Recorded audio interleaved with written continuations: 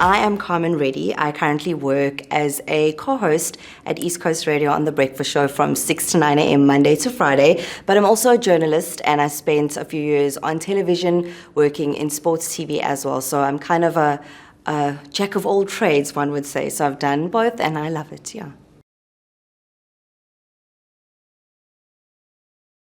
So I was born in Durban and moved to Gauteng when I was really young with my parents, and did high school at Sutherland High in Pretoria, so that's why my Afrikaans is very good.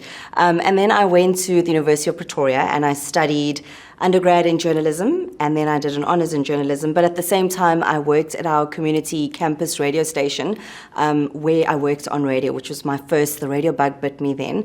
And yeah, I've been doing it ever since, luckily, very blessed to do so. But yeah, that's kind of my background. So once I worked, finished studying in Pretoria and left Sax FM, I was the news editor, moved on to Johannesburg, and I started working at news organizations. I worked at the SABC, I worked as a newsreader on 702, and yeah, I worked as a journalist as well. That was pretty interesting. So that's pretty much my background. So funny enough, quite a while ago, almost during COVID, I had met, or I worked briefly for a television company, and we started doing a Formula One show. As I said, so I've got a sports background, and I love sport, and I love when women do sport. So I had a boss there that worked with me at the TV station, and he recently came to East Coast Radio, and when he was looking for someone, I was someone that he remembered. But at the same time, I'd been keen to get into radio and to like move around and do something different, because I was at another radio station.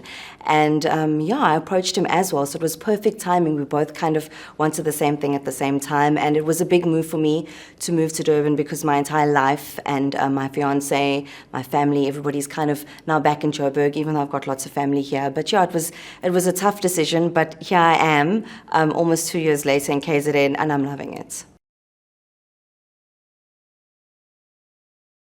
When I was younger, one of my biggest dreams, so before even finishing high school and going to university and studying journalism, one of my goals was to work on 5FM, which was a national radio station, and at the same time simultaneously work on television at, well, ENCA. I didn't mind where, to be honest, but that's really what I wanted to do. And for me at the time, the goal was so small and almost so big. I was just a random person.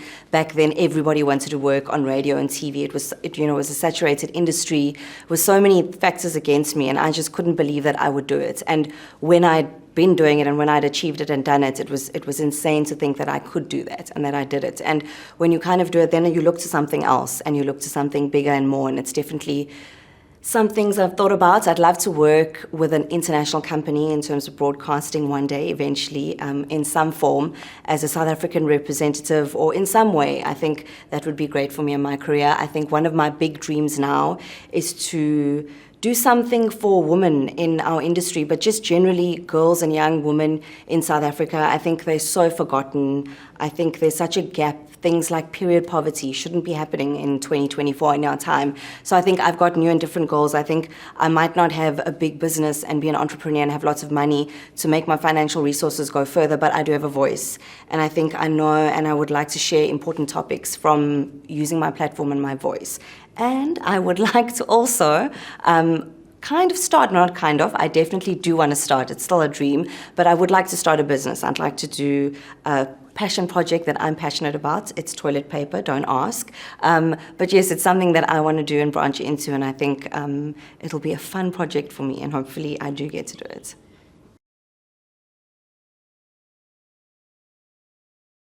I guess I've been kind of inspired and motivated, but I would say forced and coerced, more like, by my parents and my mom and my family. I think everybody was particularly, I come from a family that's very education important. You have to study, you have to go to university, you have to create a career for yourself. But I also had a granddad that was very aware of the fact that women have the back foot in the world, and back then it was worse for him than we've come a long way since then. But I think he was always so clever and so smart to make sure that the women in the family and the girls were educated and were sure of themselves and didn't have to rely on anyone else. And were able to take care of themselves and be financially responsible without having to rely on somebody and be in a situation that you couldn't get out of. So that was something that was for some reason ingrained in us.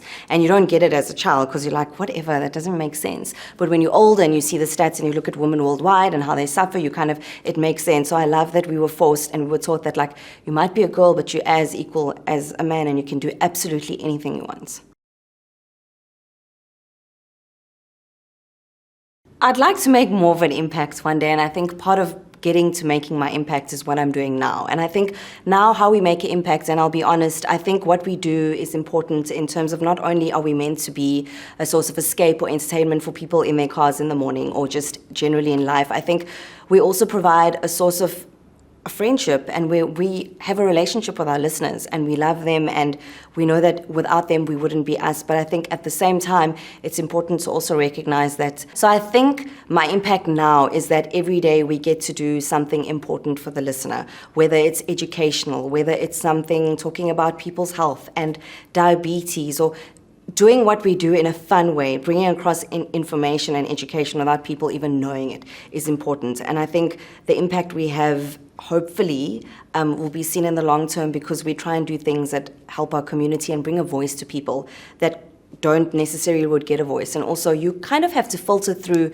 whose voices and whose stories are important and who's more important than the other. And I think we don't forget that, and we're aware of that when we are making those choices and looking at the type of content we're doing or the type of charities that we work with. I think that's really important. I think some of my achievements would be working this long in our industry, because it's tough. But no, I think studying as well, because people take that for granted. I think finishing my degrees is an achievement, even though it was a BA and people might judge. But no, I think those are some of my achievements. And also, I had an experience where I was shot, and my life kind of stopped for a bit in an armed robbery. And yeah, I really had to overcome this massive thing that had happened to me, and it was quite public at the time. I worked on TV and radio. So yeah, I think that's getting past that and moving on and getting past the trauma of that post the incident, because you have adrenaline and your body is disassociated for 6 months. So I think getting through that emotionally and healing from all of that trauma is also a big achievement for me. And also, you never think it's going to happen to you. You'll watch an ad and you always hear someone say, you never think it's going to happen to you, and you really don't think it's going to happen to you. It can happen in a split second and your life could change forever. I think, no, I do, but I would like to get involved in, and something specifically I want to get involved in is, I think in rural KZN for now, I'll keep my dreams small, but there are a lot of schools across the province that literally have pit toilets. They have the most horrific conditions that they have to go to school in. And for us as a government, or obviously maybe government can't do it or clearly haven't done it, but maybe we as people need to really invest in education, and we can't live the lives we live and carry on when children across the country are living the way they do and just going to school and not having basic services like the toilet, a classroom, anything. They have nothing, and it's so sad to see. And I think people, it's such a downer. I don't mean to make everyone's mood sad, but it's something that people don't really talk about. It's kind of glossed over. Children fall into pit toilets all the time and die, and it kind of happens and no one really does anything. Kind of there's an investigation. I really feel like we need to focus on giving resources to schools across the country, especially in rural areas. I think rural voices are forgotten. And period poverty. I think we really need to do work on period poverty, and like globally, because other continents also have. It's not just Africa. It's a massive problem, and it's bizarre to think that we still have it now. This has been a challenge for me, coming to Durban, doing a complete almost career change, taking on a new role, coming into someone else's shoes.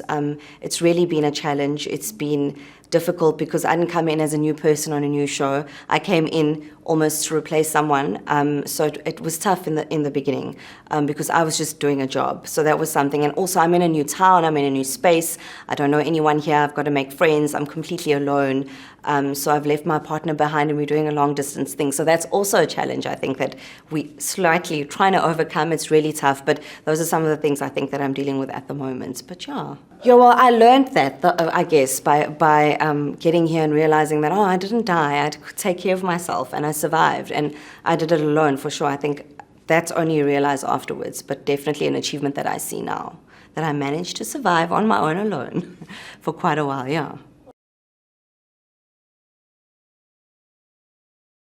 I definitely would like to own a business and make products and be an entrepreneur. I know what products I'd like to make. I mentioned the toilet paper, but there's also some other products I'd like to branch into. There's lots of Asian countries and there's lots of skin tones of brown girls that I'd like to make products for and provide to different continents that actually don't have them. You would think that India, for example, would have 500 different brown color bra straps. And that's something that I'd like to provide and sort of do. And I really believe that whatever business I do have, I'd want to empower women and give them a voice. I think this is great. A platform like this is great because I get to meet people that I didn't know existed, but are women in industries that I didn't even know. I didn't know you got women in fuel, in insurance, and it's so amazing to see. And I think when we do stuff like this, you really are inspired and realize, oh, okay, somebody can help you with funding and you can actually do something. So I'd like to also be part of a network and empower other women as well one day. I think that's really important. The advice I'd give to younger women is no matter what, believe in yourself. No one's going to do it for you. It's tough. It's so tough at times. It's hard being a woman, but you were chosen as a woman for a reason, and we can do anything. We are so resilient. We are so strong. And I really believe that we have magic in us that men don't have. But there's something really special about us. And I think work hard, focus on your goals, just put your head down and work. Nobody can tell you otherwise. If you focus and you really, really decide this is what you want to do and get your goal and focus on yourself. No one else, no men, no parties, nothing else. Nothing else matters other than yourself because, yeah, you've got yourself to hold accountable to at the end of the day. So what I do to relax is, I'd like to say exercise, but I don't do that quite as much and as often. But I do live near the beach, so I do that often, is go to the beach and relax. But I love watching documentaries, crime documentaries specifically. And yeah, just absolute rubbish TV, reality TV, just completely take my mind off bad things that are happening in the world, in the news cycle, whatever. So I love escaping my mind. And I did study TV at varsity, so I like to hone my visual arts skills. No, I'm kidding, but yeah. So I just chill, to be honest. Yeah.